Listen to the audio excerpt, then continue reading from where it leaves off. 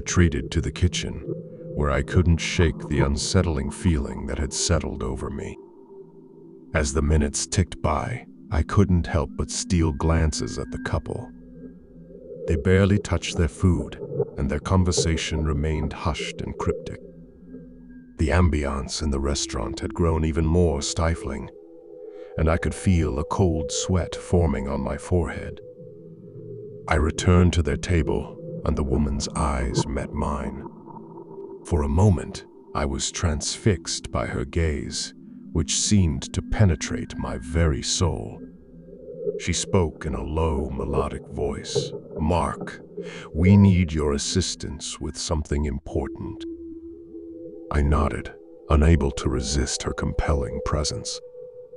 "Of course, how may I assist you?" The man leaned in closer, his voice a whisper.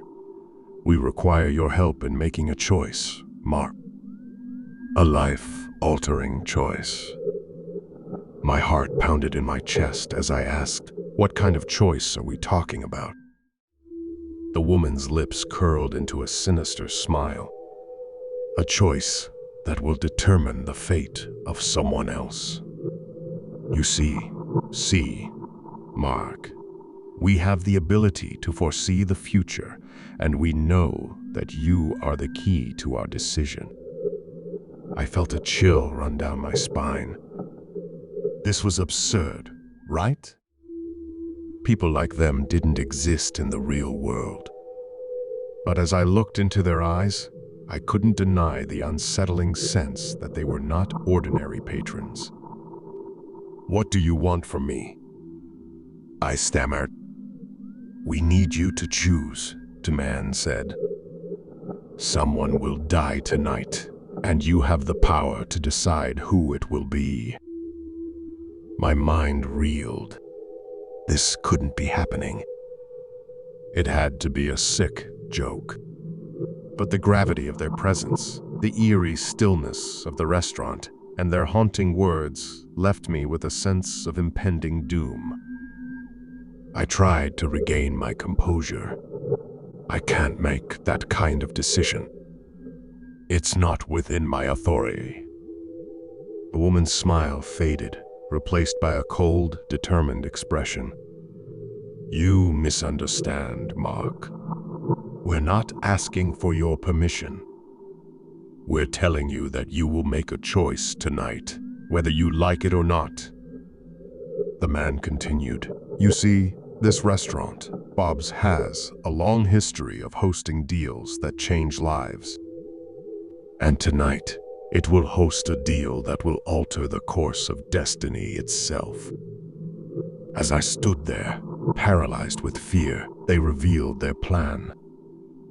They had identified 2 individuals dining in the restaurant that night, both with intertwined destinies. One was a struggling artist on the brink of fame, and the other was a wealthy businessman on the brink of ruin.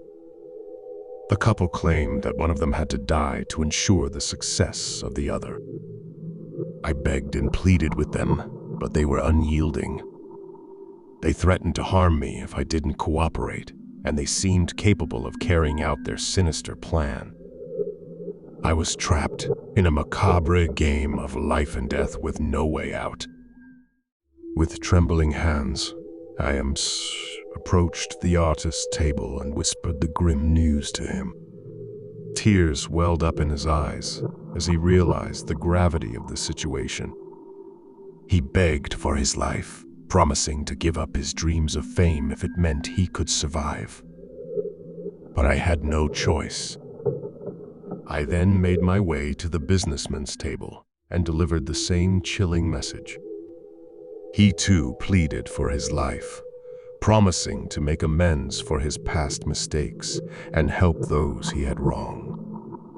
But again, I had no choice. As the minutes passed, the atmosphere in the restaurant grew even more suffocating. The artist and businessman, unaware of each other's fate, ate in silence, their faces etched with despair. And I, the unwilling arbiter of their destinies, felt the weight of their lives on my shoulders. Finally, The couple at table 12 rose from their seats. They thanked me for my cooperation and left the restaurant, disappearing into the night.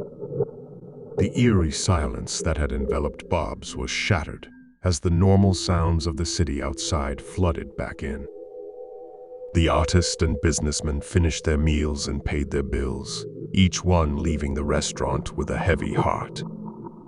I watched them go, knowing that I had played a part in a nightmarish decision that would haunt me forever. As dawn approached and the first rays of sunlight crept into the restaurant, I was left to contemplate the horrifying events of that night.